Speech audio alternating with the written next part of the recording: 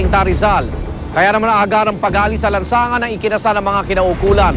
Sa sanib puwersang operasyon ng Cainta MSWDO at mga operatiba ng Barangay San Juan, napag-alaman na may panganib din na kaakibat ang pagliligtas sa mga bata.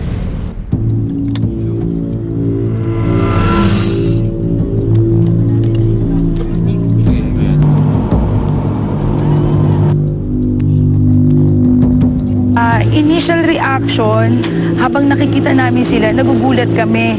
Kasi lahat ng tiniturn over sa amin, hindi naman namin alam kung ano yung ginagawa nila sa area.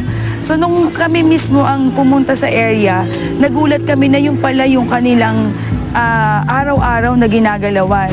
Sumasakay ng jeep, gumagamit ng solvent.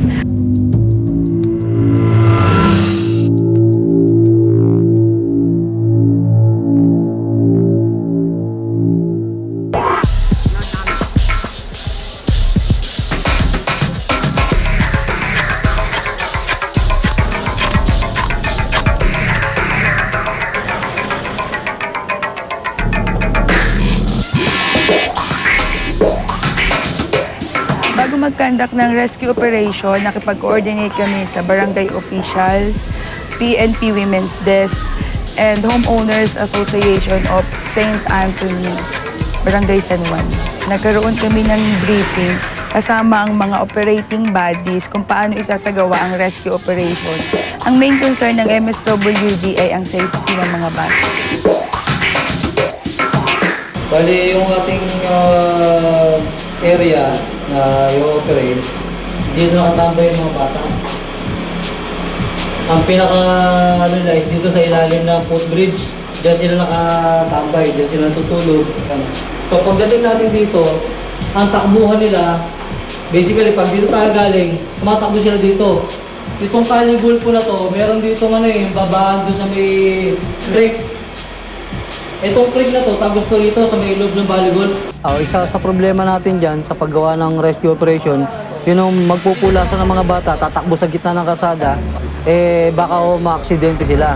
Isa po yan sa binibigyan natin ng konsiderasyon, yung mga bagay na yan.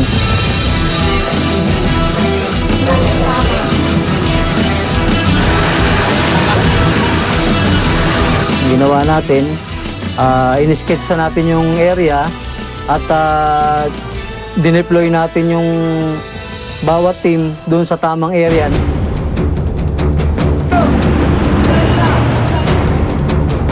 Ano ma'am, sama kami doon?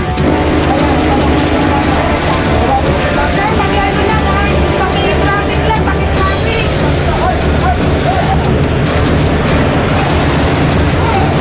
During actual operation, nangyari na ang aking kinatatakutan nang biglang magtakbuhan ng mga bata. Bilang social worker, naramdaman ko ang takot para sa kanilang kaligtasan. Huwag ka naman ikaw, wala mangyayari sa iyo, wala mangyayari. Kasi yung mga bata na yan, parang nagdi-drill din sila na pag may dumating na mobile, alam nila kung saan sila tatakbo. So sa experience namin sa kanila, alam na namin kung saan namin sila dapat nasa lubungin kung sakali man na magkaroon ng takbuhan. Sa creek daw! Sa ilalim, sa ilalim! Sa kabila, lulusot sa kabila yan. Ilaw. Tali. Bababa yung tali. O, baba na. Meron daw! Ano na pinasok na, hindi dalawa sila pumasok doon. Wala na dyan? Wala, nakalasot na yun doon. Approach natin, dahan-dahan, pero meron na tayong mga element doon sa kabilang karsada para hindi na sila mag-attempt na tumawid doon sa karsada kasi delikado nga at na mabibilis ang mga sasakyan doon sa highway. So ang naging tendency nila, nagtakbuhan sila papunta doon sa creek at papasok doon sa St. Anthony Subdivision. Huwag ka lalabas dyan! Lalabas dyan! Mainit dapat yung nasa loob, baka mamaya ang loob, baka panain sila doon sa loob. Wala na ba? Meron pa kayo, marami sa loob. Meron pa ka sa loob dahil pa nila tinuturo eh. Sa paakyat May nahuli kayo malaki? Dalawang grupo sila eh. Yung isang grupo doon sa may ilalim ng footbridge, hindi nakatunog. Yun doon sa may malapit sa kabilang bangko, Yun ang nakatunog. Kaya nung makita nila yung mobile, nagpulasan sila. Nagtakbuhan yung mga bata. Pero dahil nga naka-prepare na yung ating mga teams, marami na tayong nakuha sa kanila. Hindi naman na nag-rugby.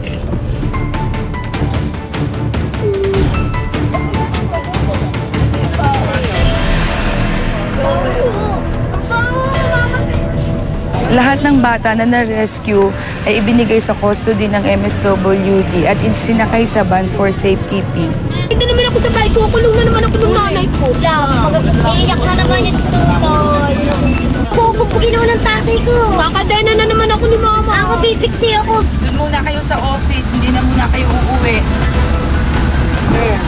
Kakausapin namin si mama nyo.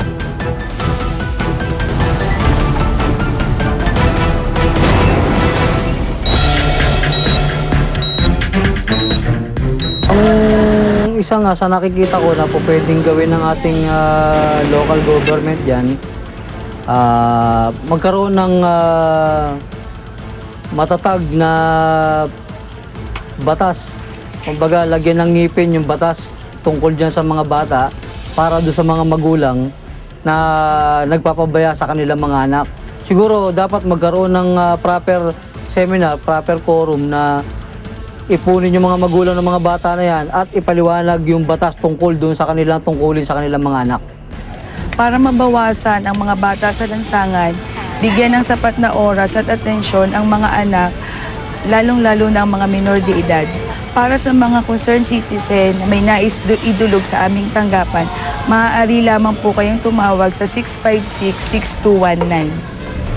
Siyempre po sa akin, masakit din. Siyempre, galing sila, napupunan ko sila. Tapos ganyan.